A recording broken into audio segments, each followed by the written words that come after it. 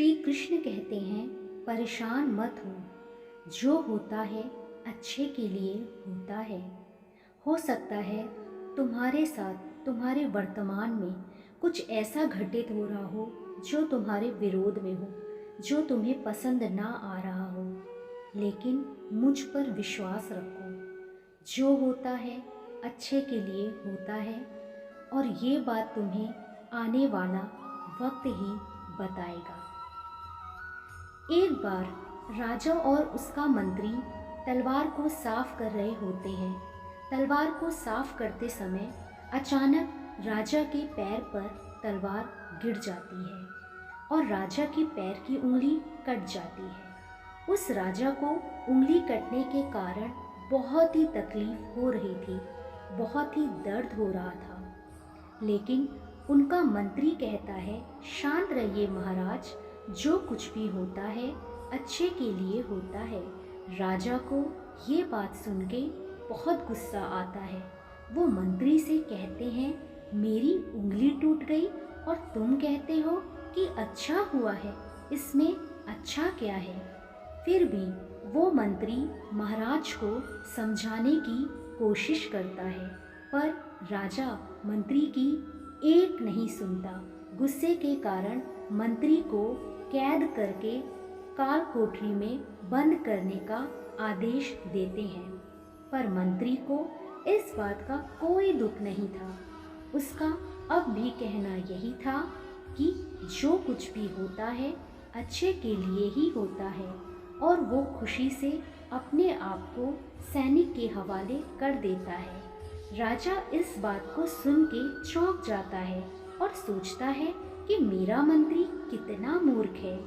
उसे लग रहा है कि मैंने उसके अच्छाई के लिए कैद कर दिया है। फिर इस घटना को हुए 3 महीने बीत जाते हैं। एक दिन राजा अपने सैनिकों को लेकर शिकार करने के लिए जाते हैं। राजा को एक हिरण दिखता है। उस हिरण का पीछा करते करते राजा अपने सैनिकों से अलग हो जाते हैं और घने जंगल में चले जाते हैं। पर वो उस हिरण को पकड़ नहीं पाते और जंगल में खो जाते हैं। जब राजा को पता चलता है कि वो जंगल में भटक गए हैं, तब वो बाहर जाने का रास्ता ढूंढते हैं। लेकिन अचानक कुछ जंगल में रहने वाले आदिवासी लोग उस राजा को घेर लेते हैं। उन लोगों को पता नहीं था कि यह एक राजा है। वो लोग अपने देवता को बलि चढ़ाने के लिए एक इंसान को ढूंढ रहे थे। आदिवासी लोग राजा को पकड़कर अपने इलाके में लेके जाते हैं। राजा उनको बार बार समझाने की कोशिश करते हैं, पर उनको राजा क्या बोल रहे हैं कुछ समझ नहीं आता है। वो लोग खुशी से नाचने लगते हैं और राजा को नहलाकर बलि चढ़ाने के लिए उनको कपड़े पहनाते हैं। अब राजा को लगता है कि वो अब मरने वाले हैं। जब आदिवासी लोगों का मुखिया राजा को मारने जाता है, तब वो देखता है कि राजा की पैर की एक उंगली कट चुकी है। इसे देखकर उनका मुखिया कहता है कि इस इंसान की बलि नहीं दी जा सकती, क्योंकि ये इंसान पूरा नहीं है, इसका एक अंग कटा हुआ है और उनके भगवान को एक पूरे इंसान की ही बलि दी जा सकती है। और अगर ऐसे इंसान की बलि दी जाएगी जिसका एक अंग कटा हो, तो उनके देवता खुश होने की जगह नाराज हो जाएंगे। फिर तो वो लोग राजा को छोड़ देते हैं। राजा खुशी खुशी अपने महल चला जाता है और सोचता है कि अगर मेरी उंगली उस दिन नहीं कटी होती तो आज मेरी मौत हो जाती। इसका मतलब मंत्री सही कह रहा था कि जो कुछ भी होता है अच्छे के लिए होता है। फिर राजा अपने सैनिकों को आदेश देता है कि जल्दी से जल्दी मंत्री को रिहा कर दिया जाए।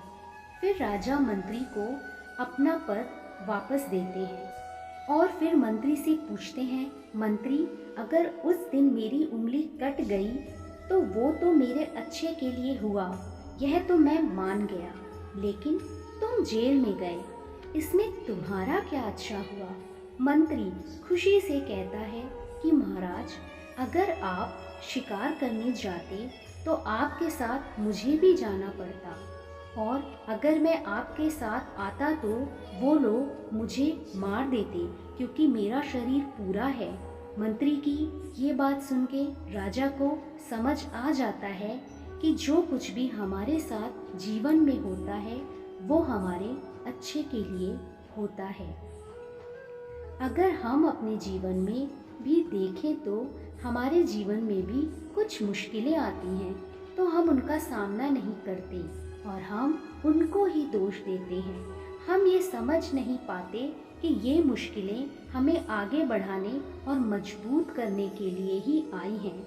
हमें हर मुश्किलों को सकारात्मक तरीके से देखना चाहिए, क्योंकि हर चीज़ कुछ न कुछ सिखा कर जाती है और हर व्यक्ति के जीवन में तो सुख और दुख का आना जाना लगा रहता है।